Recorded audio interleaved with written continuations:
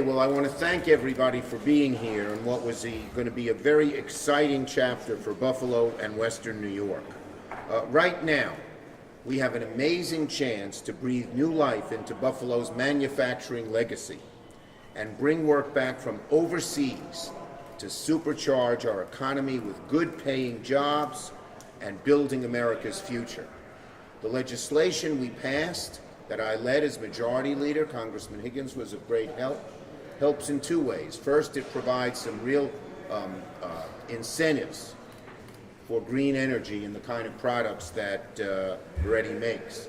But second, we said it's going to be made in America. So lots of companies, including Viridi, are building here in America and not even thinking of going overseas.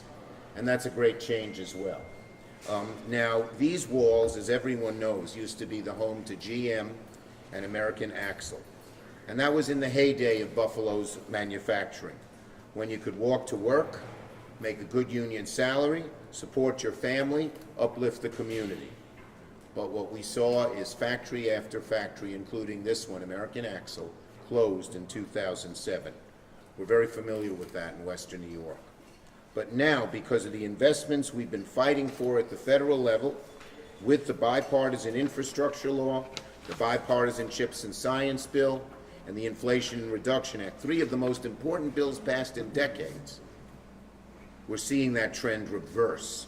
And being Majority Leader, this has been a passion of mine, as everybody knows, to create manufacturing jobs, new high-end, high-tech manufacturing jobs in upstate New York, not overseas.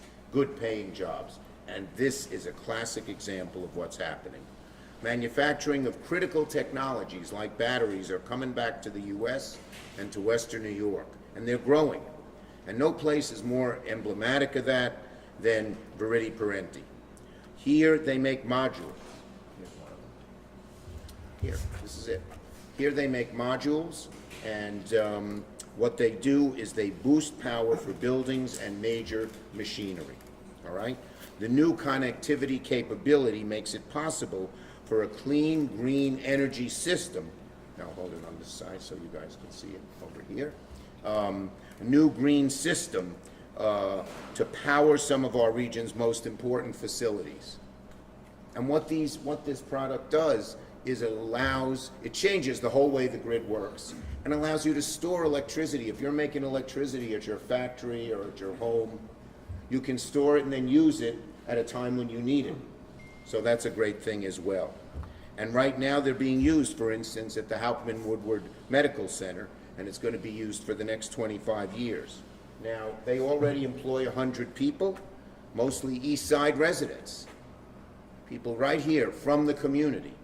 And in the next few years, this company, under Mr. Williams' leadership, expects to employ up to 500 workers in good-paying jobs. That's a lot. You can feel the energy around us. This is absolutely electric. It's companies like this, new cutting-edge countries. You heard me say that. New cutting-edge companies that are going to be the foundation for rebuilding manufacturing in Western New York as we work hard. And so it's why I'm here today to announce my plan to help Viridi Parente supercharge their plans to grow. So let me explain a two-pronged plan. I'm supposed to hold this up again, I guess. Well, I don't know. Okay, great. That's it. Well, you know all about it. Okay. First, the positive end. We have written to the Department of Energy to urge them to give a $200 million loan through the Innovative Energy program that accelerates the plans to grow here. What would it do? It would allow Viridi to install 10 lines of automated manufacturing, skyrocketing their output of these fail-safe energy storage systems from about 3,000 units to 100,000 units annually. Mr. Williams tells me he has a backlog of orders already, so you got to now expand the facility to fill those orders. That means they'll hire people quicker and they'll fill more orders more quickly as well. This product is in demand. Now, these loans are really competitive, but I'm the majority leader and I wrote this law. So I have a lot of say in where the money goes, and I'm going to fight hard to get it right here. And so far, we've had a lot of success. Just 2 months ago, we did the same thing in Rochester with a company called Li-Cycle, who Viridi actually works with. And we just got them a $375 million similar DOE loan. And what they do is they take the lithium out of used batteries and put them into new batteries, and they're going to be one of the largest lithium producers, which we need for the batteries in America, in Rochester. Well, we're doing the same thing here in Buffalo. The second push is the negative side. The laws we pass that give Mr. Williams and his company a lot of tax breaks, some of those right-wing people in the House are trying to repeal those. We're going to fight that tooth and nail. Congressman Higgins and I, they passed a bill that would repeal those, and we're not going to allow that to happen. As long as I'm majority leader, we're not allowing that repeal to happen. I assure you of that, because it's so important for what we're doing here. The Inflation Reduction Act is already benefiting companies like Viridi. They're seeing their products in higher and higher demand. Why repeal it when this is the way of the future? In other words, when someone got a job in an automobile factory in, let's say, 1920, they knew that industry was going to grow and it would be a great job for them and their families. This kind of product is the same thing in the 21st century. We know it's going to grow. This is not a dead-end job that you might have for a few years and then it's going to be gone. This is going to grow and grow and grow. And that's what's so great here. And repealing the incentives to do this makes no sense. So I am telling those extreme types who want to repeal this law from the House of Representatives, not on my watch. It ain't happening, okay? All right?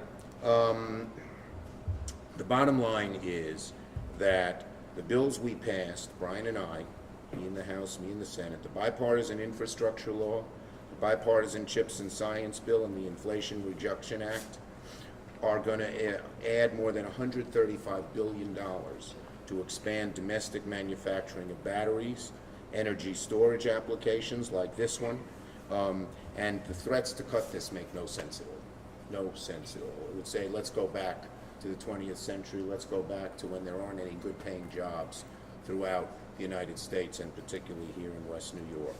Okay? So, the federal jobs we have here are a jolt of electricity to the program, and I'm so proud that this is right here on Buffalo's east side. We all know there's been a lot of neglect in many ways to the east side, but the employees, a large number of them, most, come right here from the east side. And this is a great opportunity for many of them, like it was a generation or two ago for others, the first real opportunity to have a good paying long-term job. And that's good for them, that's good for their families, that's good for the East Buffalo, and that's great for Western New York as a whole. So I'm really proud of that. So you have my assurances. We're going to fight to get you the loan.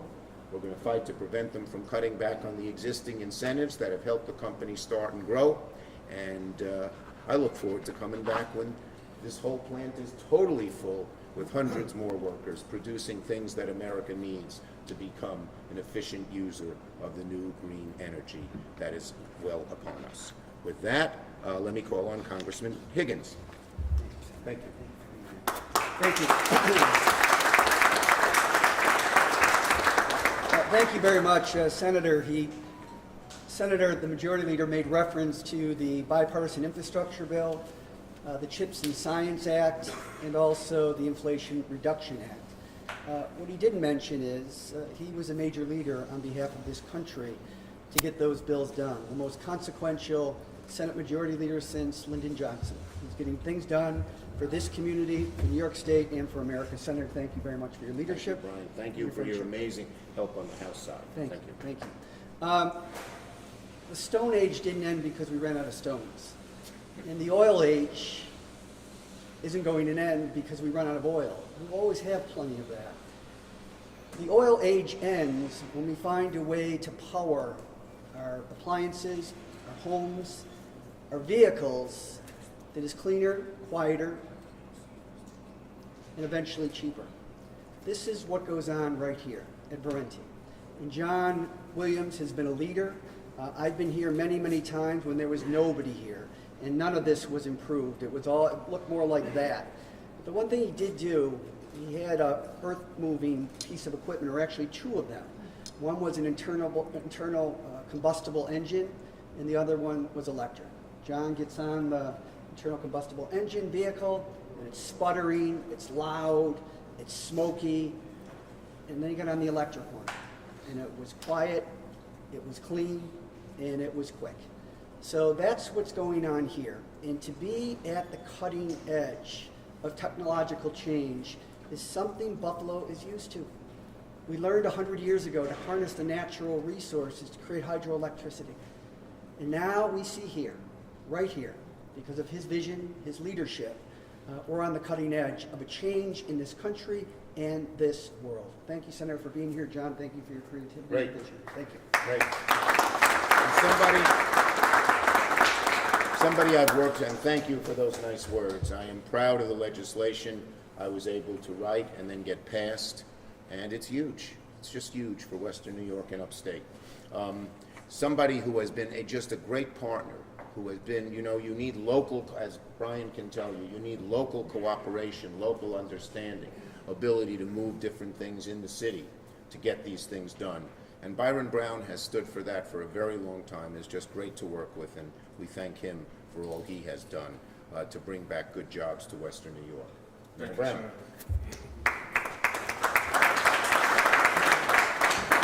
I want to thank Senate Majority Leader Chuck Schumer for his amazing leadership in steering these pieces of legislation through the Congress that will bring back and strengthen manufacturing in America, not just here in Buffalo and in New York State, but all across America.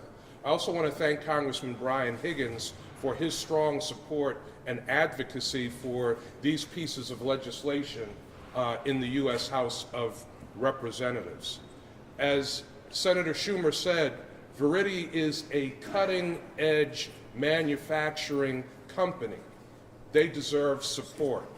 They're manufacturing batteries and energy storage systems here, and their technology is cutting edge.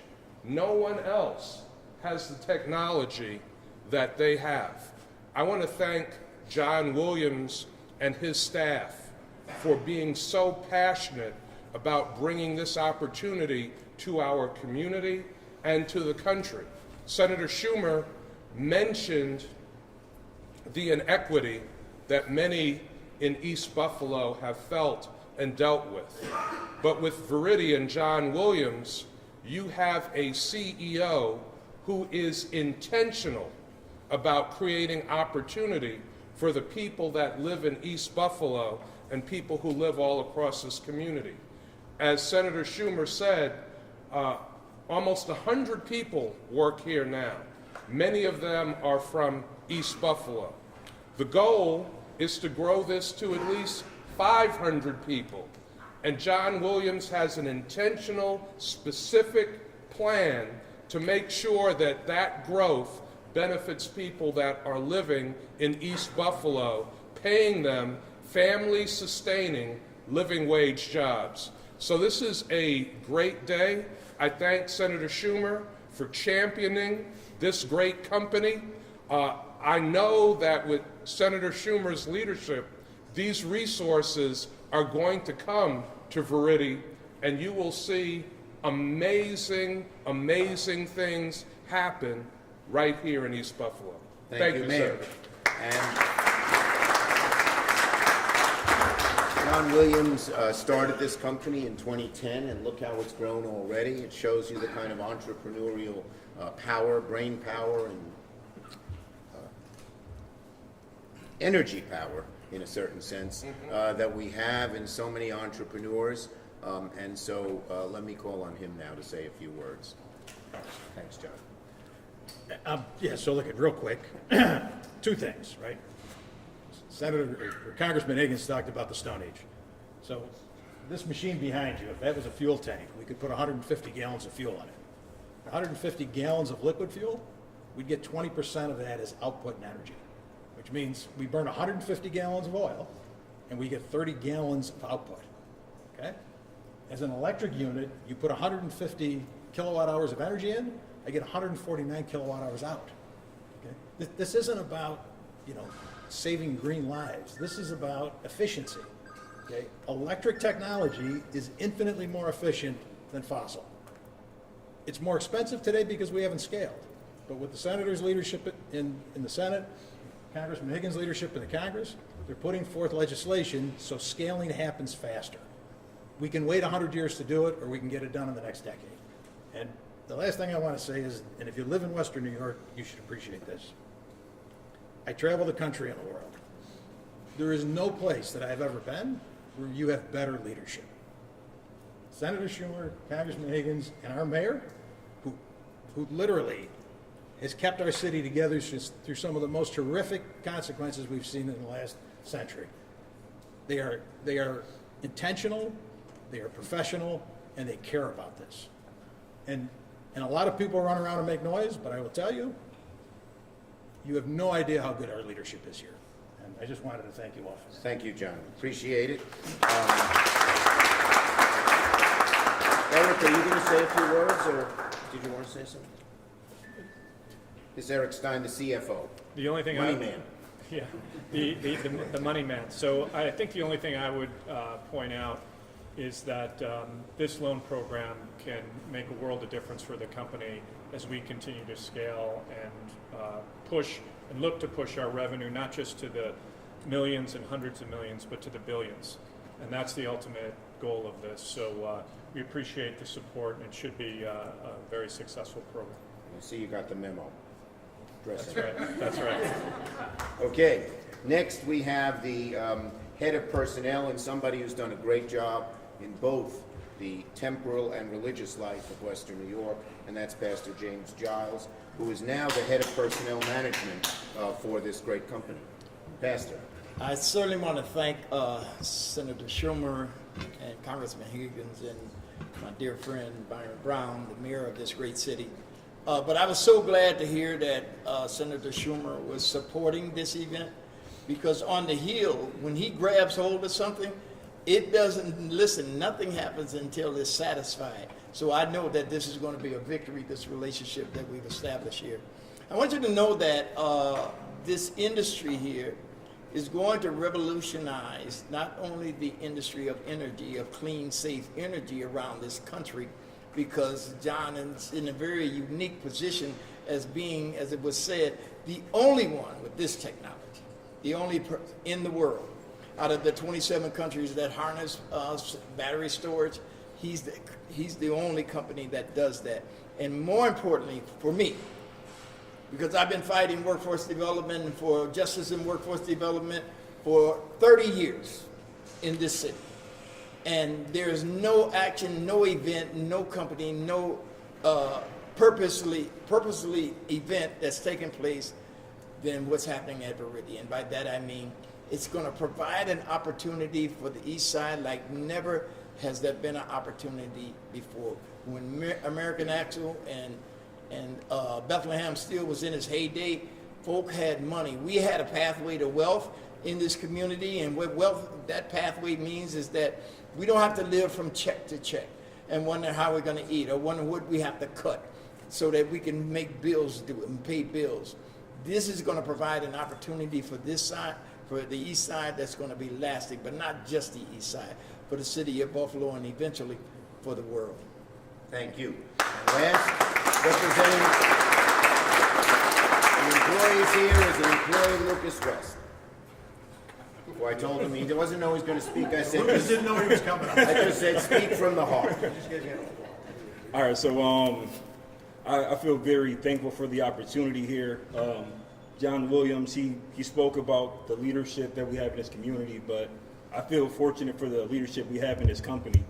The vision that like John has in trying to build up this community, like I personally, like I have a lot of respect, and I love being here, and I love that I'm able to be a part of it. So that's really all I have to say.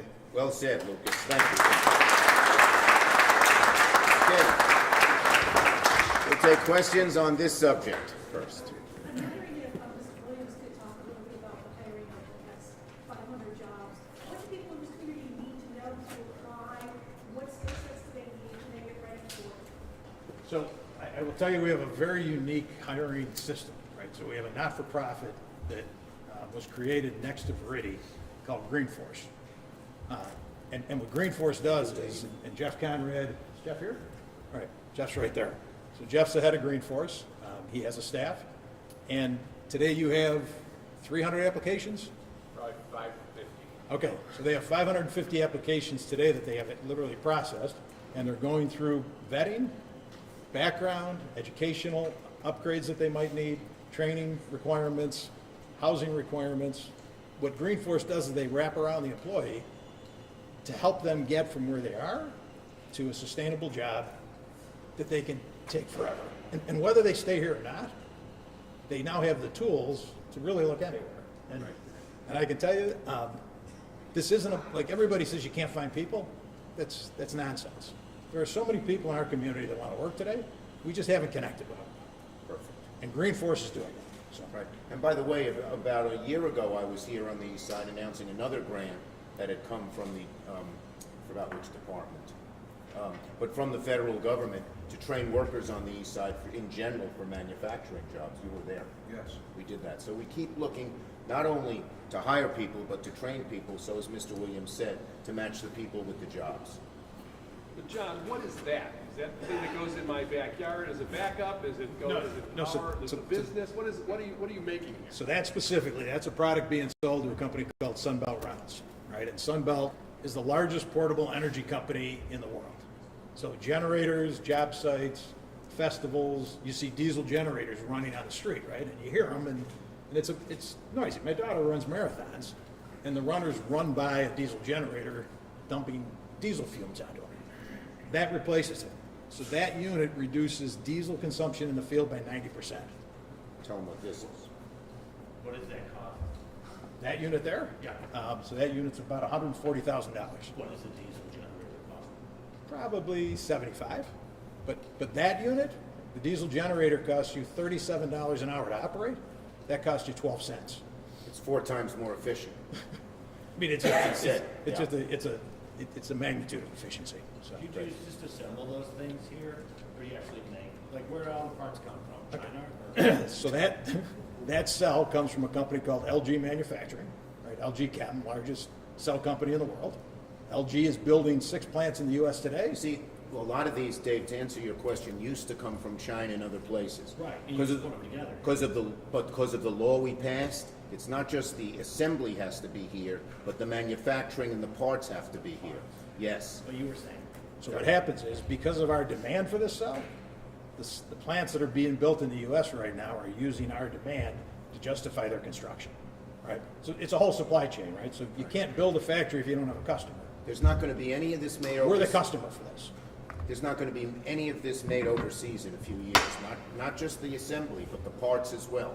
We made all of that, whether it's the batteries, the cars. That's why GM is expanding in Lockport and in Rochester on electric cars. All has to be made here. We didn't, in the old days, they passed these laws and let them go anywhere. No more.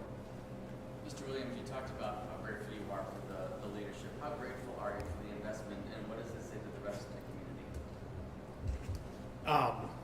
So like, I think the loan program that we're working on with the DOE right now is really to take the company and move it much faster than it would move otherwise, right? And I think, there's no question that that type of support doesn't exist in the private market, right? And that's where the government's stepping in to do it. Yeah, another reason it's important, the interest rates have gone up for a whole lot of reasons, and it makes it harder for companies to get loans, and when they get loans, they have to pay much more to go to interest. These are much cheaper loans. What, you get a $200 million loan, right? At what percent interest? It's a treasury rate, so it's whatever the treasury T-bill is for the 10-year. Okay. It's like 3-ish. In- If they went to the private sector, they'd probably pay over 10.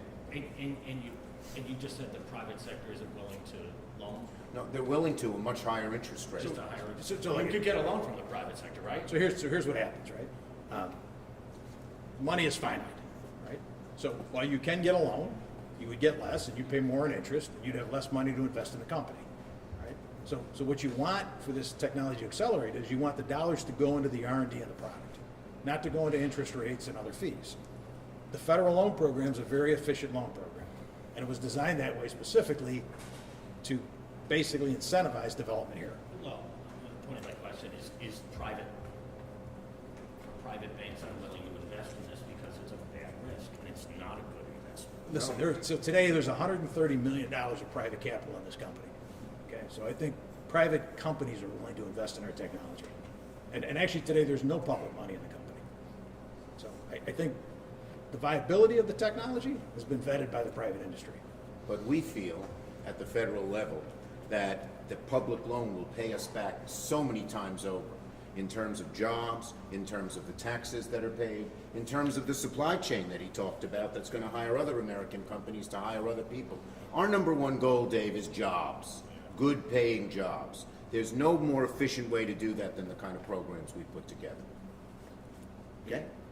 Are the jobs are contingent on the loan, right? The plan for The existing jobs are here, and he'll grow anyway, but it'll grow much quicker and much bigger with this loan. Jeff, Okay. where are you gonna grow? This same building over here? Where are you talking about, this complex here? Or- Yeah, so on the campus, there's about 850,000 square feet. We occupy about 300 of it right now. So there's plenty of room to make that next jump. Just taking over another building, you're building something new, what would Maybe happen? if you look behind you, Turn right, around. it's building that out. So, well, everybody's gonna walk to work, so. A lot of it is local employment, it's true. Okay? All right. Thank you, everybody. Have a great day, and it's a great